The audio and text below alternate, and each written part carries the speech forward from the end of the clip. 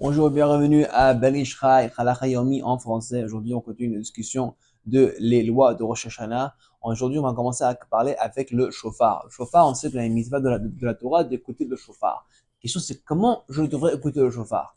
On sait que la Torah, selon la Torah, il faut que j'écoute deux sons. C'est un tekiah et un shua. On va expliquer que, selon la Torah, la mitzvah, c'est d'écouter d'abord un tekiah, ensuite un teroua, ensuite un tekiah. On va expliquer. Un tekiah, c'est quoi? C'est un son qui est très très long, qui est un seul très très long. Par exemple, ça, c'est un tekiah. On fera une comme ça à la fin, au début et une à la fin.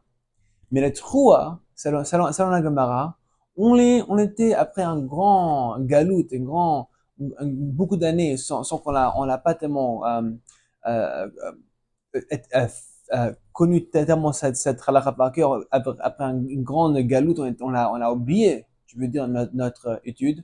On n'est pas sûr si le 3, si le 3, ça va être un son comme tu, tu, qu'on appelle aujourd'hui les shvarim, ou est-ce que si ça va être un son comme genre 9 petits.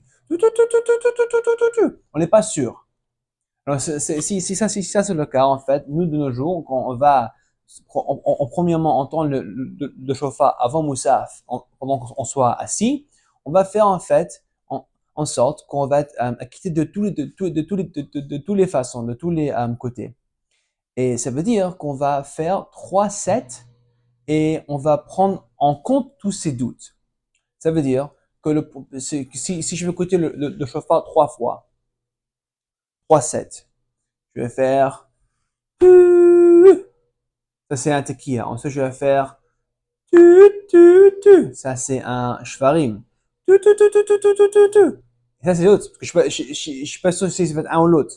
Et ensuite ça s'appelle ça en hébreu un tashrat. C'est quoi tashrat? Tekiah, shvarim, teroua, vetekiah. Ensuite, il y a le même formation, mais juste un de les deux.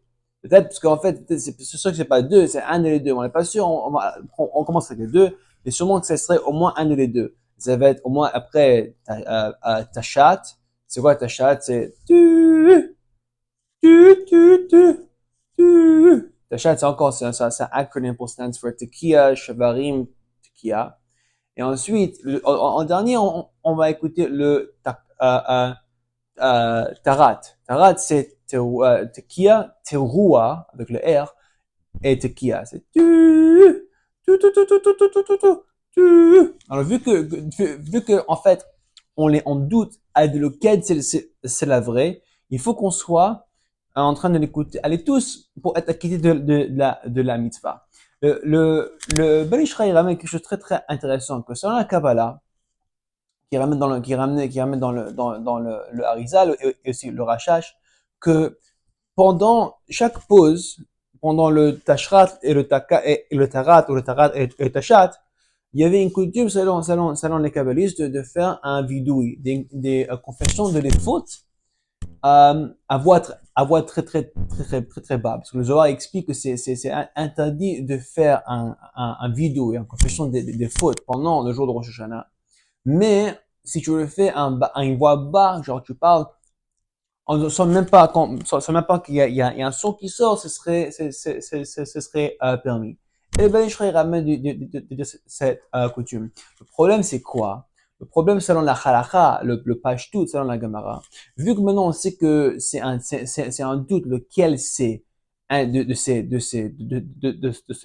chauffards. Le problème, c'est que il faut que tu sois acquitté de la mitzvah, comme si tu as fait la mitzvah seulement si à partir que tu as écouté tous les trois. Et vu soit on a fait la bracha nous-mêmes, parce que nous, on va sonner le chauffard, on a écouté la bracha de le Baal Tokea qui va faire le chauffard pour nous, en faire un vidéo, en faire une confession des fautes, ça va être une interruption, un hefsek, on va dire, entre la bracha et même commencer la mitzvah.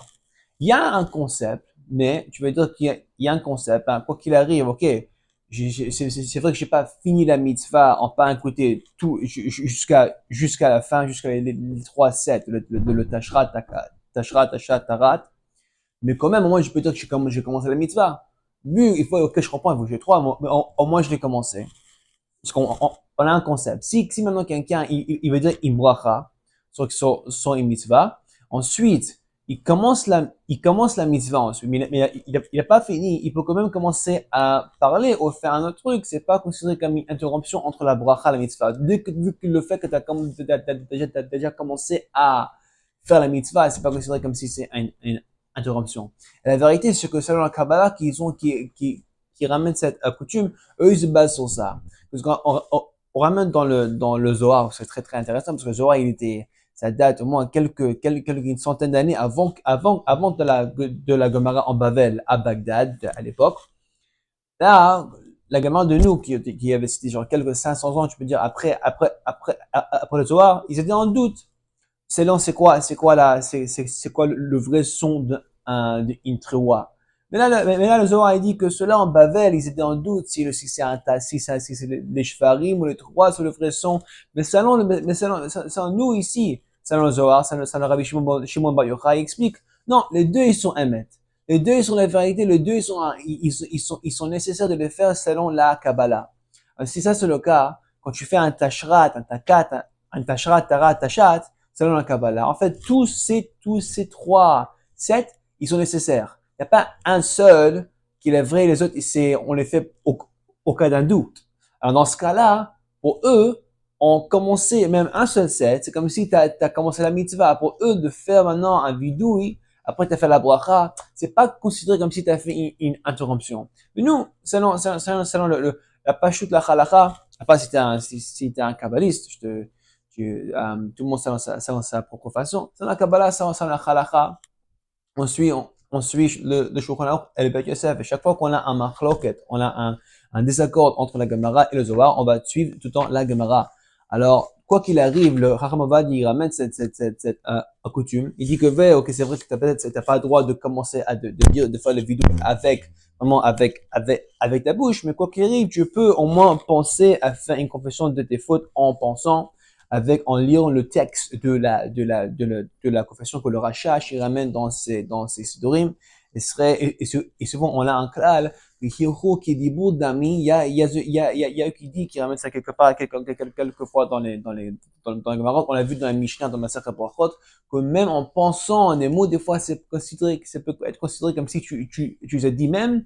Et même dans ce cas-là, c'est un win-win, parce qu'au moins, tu vas pas avoir un hefsek, une interruption entre la bracha et la mitzvah. Chazak Baruch et Shavuot Tov et presque Shana Tova à tout le monde.